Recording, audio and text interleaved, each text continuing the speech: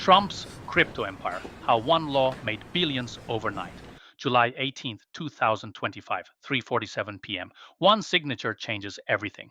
What if the person writing the rules of the game was already playing it? What if I told you that while Congress debated America's first major stablecoin law, the president's family was quietly building a crypto empire worth potentially billions?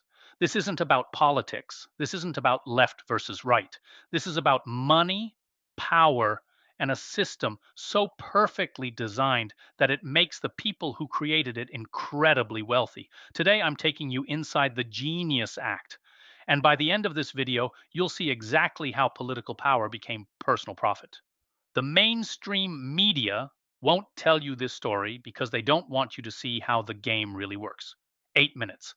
That's all I need to show you the blueprint for modern financial power. And if you like it, please like and subscribe so you do not miss our next one. Thank you, and let's dive right into it. Let's go back to when this really started. December 2024. Trump wasn't even president yet, but his family was already making moves. World Liberty Financial launches, a crypto platform backed by the Trump family. They issue their own stablecoin called USD1, a digital dollar pegged to the real thing. At the time, most people saw it as just another celebrity crypto venture. But here's what they understood that others didn't.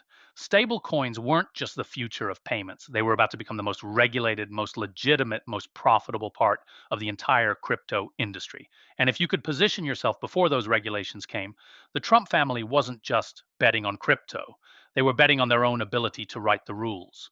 While Congress spent months debating how to regulate stablecoins, the future president's family was building exactly the kind of business that would benefit most from those regulations. The timing wasn't luck, it was strategy. When did World Liberty Financial launch their $1 stablecoin? A. After the Genius Act was signed. B. December 2024, before Trump took office. C. During the congressional debates. July 2025. The Genius Act becomes law. On the surface, it looks like straightforward regulation. Create rules for stablecoins, protect consumers, make America a leader in digital finance. But let's look at what this law actually does. First, it creates a dual licensing system. Stablecoin companies can choose between federal oversight or state oversight. Think about that for a second. Companies get to shop around for the regulator they like best. Which state do you think will offer the most business friendly rules? Second, the law explicitly bans the Federal Reserve from creating a central bank digital currency. No government issued digital dollar. That means private companies get to dominate the digital dollar space without government competition. Companies like World Liberty Financial. Third, and this is huge, banks are now explicitly allowed to issue and manage stablecoins. Before this law, banks were terrified of crypto regulations. Now they have a clear path to enter a market worth over $150 billion. JP Morgan, Bank of America, Wells Fargo, they can all launch stablecoins now. But here's the thing about being early to a party. The people who were already there get the best seats. What does the Genius Act prohibit the Federal Reserve from doing? A. Regulating stablecoins. B.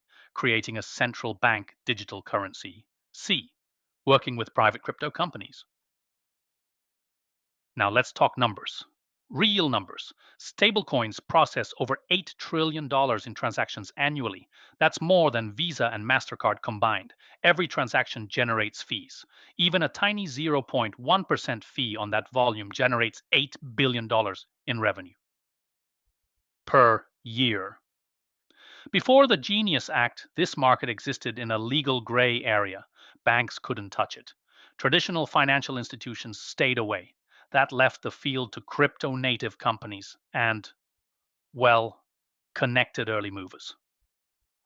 World Liberty Financial didn't just launch a stablecoin.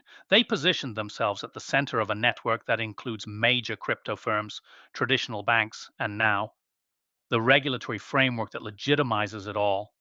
Industry experts predict that regulatory clarity will triple stablecoin adoption within 2 years. Triple. If you owned a piece of that infrastructure before it became legitimate, we're not talking about millions. We're talking about billions. This isn't the first time political families have profited from their positions, but it might be the first time they've done it this systematically, this openly, and at this scale. How much do stablecoins process in transactions annually? A. $8 billion. B. $8 trillion. C. $800 million. But here's what keeps me up at night about all this. The Genius Act includes consumer protections, but they're surprisingly weak. If a stablecoin issuer goes bankrupt, customers might lose their money. The law doesn't require the same insurance protections that banks have. That dual licensing system I mentioned, it creates what economists call a race to the bottom. States compete to offer the most business friendly regulations, even if that means weaker consumer protections. Delaware versus Wyoming versus Texas. Who will offer the best deal for crypto companies? And who's looking out for regular people using these digital dollars? The crypto industry spent over $100 million on lobbying and campaign contributions in the last election cycle. That's more than the oil industry spent.